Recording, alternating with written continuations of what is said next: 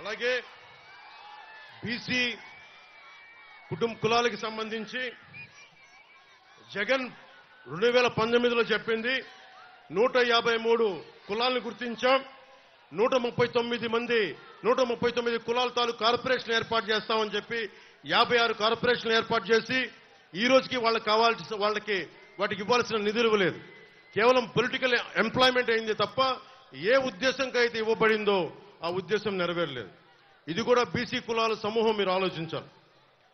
దాదాపు 2,14,00,000 BC population ఉన్నారు. 44 లక్షల మందికే, ముఖ్యంగా 5-6 కాస్ట్లకే వాళ్ళు ఇచ్చారు.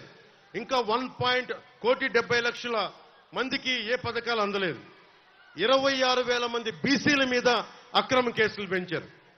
మన బాపట్ల నియోజకవర్గంలోనే చాలా కదిలించే సంఘటన 15 ఏళ్ల అమర్నాథ్ని వాళ్ళ 17 ఏళ్ల అక్క ఏడిపిస్తా ఉంటే రోడ్డు ఎదిరించాడని చెప్పి చెరుకు తోటలో తీసుకెళ్లి మనకి పెట్రోల్ వేసి కాల్ చేశారు. ఈ రోజున జగన్ రాయి పడింది జగన్కి గాయమైతే రాష్ట్రానికి గాయమైందని మాట్లాడుతూ ఉన్నారు. 15 ఏళ్ల అమర్నాథ్ అడ్డంగా కాల్ చేస్తే 15 ఏళ్ల అమర్నాథ్ నిర్దాక్షిణ్యమైన పసిబిడ్డ చెరుకు తోటలో తీసుకెళ్లి కాల్ చేస్తే రాష్ట్రానికి గాయం అవలా.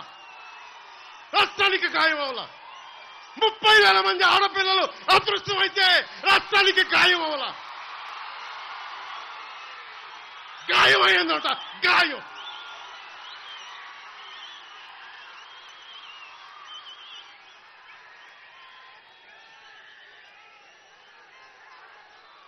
34% ఉన్న బీసీల రిజర్వేషన్లని 24% తగ్గించి 16,000 మంది బీసీ నాయకులు మనకి అన్ని స్థాయిల్లో అవకాశాలు కోల్పోయారు. నేను 8 మందికి ఎంపీలకు ఇచ్చాను, ఇంతమందికి బీసీలకు ఇచ్చాను. కానీ జగన్ చేసిన ద్రోహం అంబేద్కర్ స్ఫూర్తిని విఘాతం కలిగించింది. 16,000 మంది బీసీలకి నువ్వు 34 నుంచి 24% తగ్గించి బీసీలని అధికారం దూరం చేసావు. అది మర్చిపోకండి.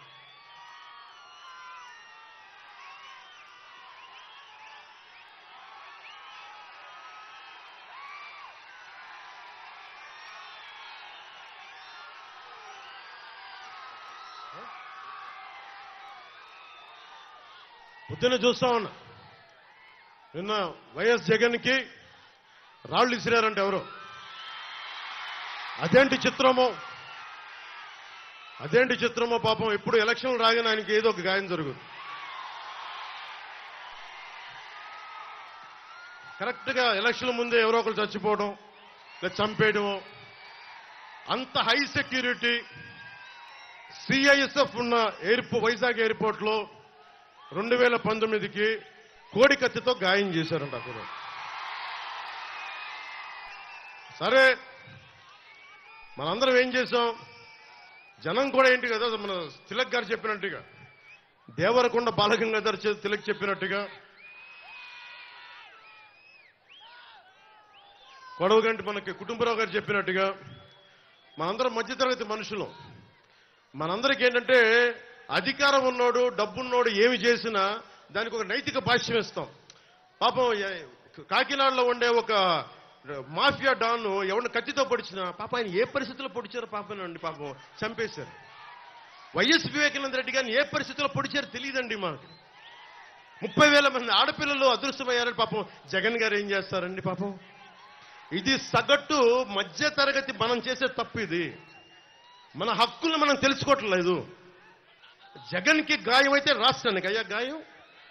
మీ జెడ్ కేటగిరీ సెక్యూరిటీ ఏం చేస్తుందా? మీ జెడ్ కేటగిరీ సెక్యూరిటీ చూసుకోరా మీరు? మరి చంద్రబాబు గారి మీద రాళ్లు కొట్టించినప్పుడు రాళ్ల వర్షమే కురిపించారా మీరు? అప్పుడు ఏమైపోయినాయి? అప్పుడు రాష్ట్రానికి గాయం జరగలేదా? అంటే మీ మీద ఇంత గులకరాయి పడితేనే గాయం అయిపోయినట్టు. ఏమో ఎవడు చేశాడో నా సంతాపం నాకు బాధ కలుగుతుంది. నన్ను అడిగారు ఈ రోజున స్టేట్మెంట్ ఇమ్మని చెప్పారు మా పార్టీ వక్తలందరూ. సార్ జగన్ గారికి ఇలా దెబ్బ తగిలింది అంటే నన్ను ఏం చేయమంటారన్నా?